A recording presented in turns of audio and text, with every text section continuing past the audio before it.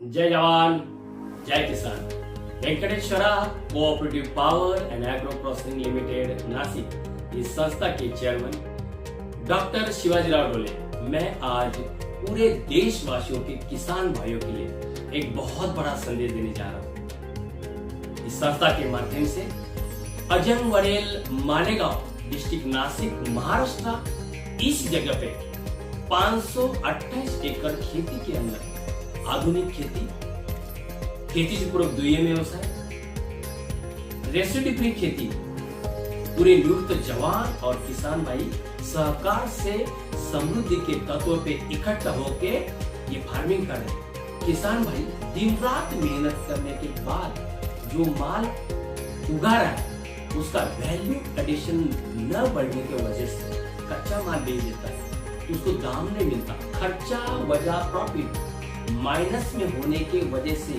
70 साल में अभी तक और आज भी किसान भाई लोग आत्महत्या करते हैं। आपको आत्महत्या करने का मन होता है तो आप एक बार वेंकटेश्वरा फार्म अजंग वडेल मालेगांव में आना।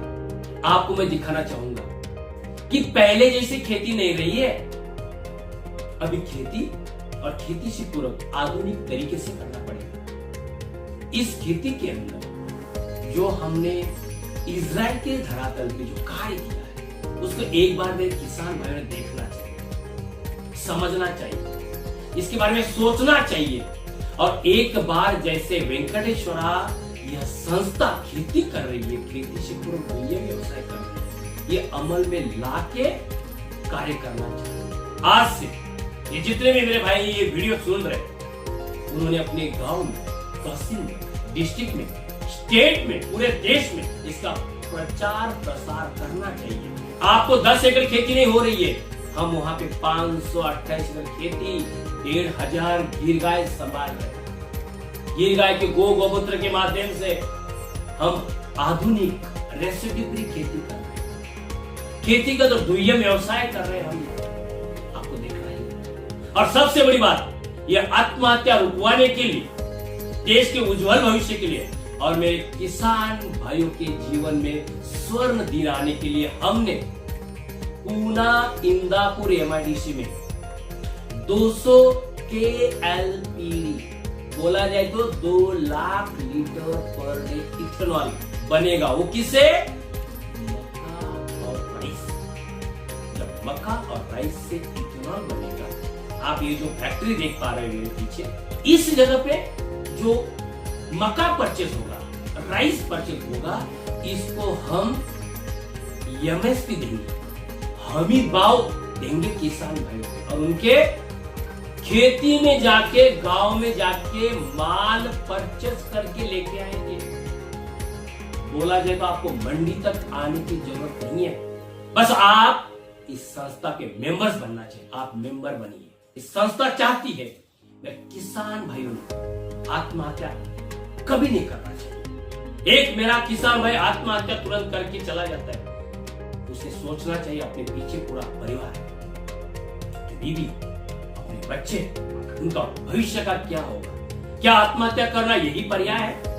मगर ये सहकार से समृद्धि के तत्व पे ये जो संस्था अभी ये कार्य कर रही है, इस देश के लिए विशाल है। ये मैं इसलिए बोलना चाहता हूं अपने इस देश के गृह मंत्री एवं सहकारिता मंत्रालय के अध्यक्ष माननीय अमित भाई शाह जी वेंकटेश्वरा फार्म में आके पूरा विजिट करके एक संदेश देके गए।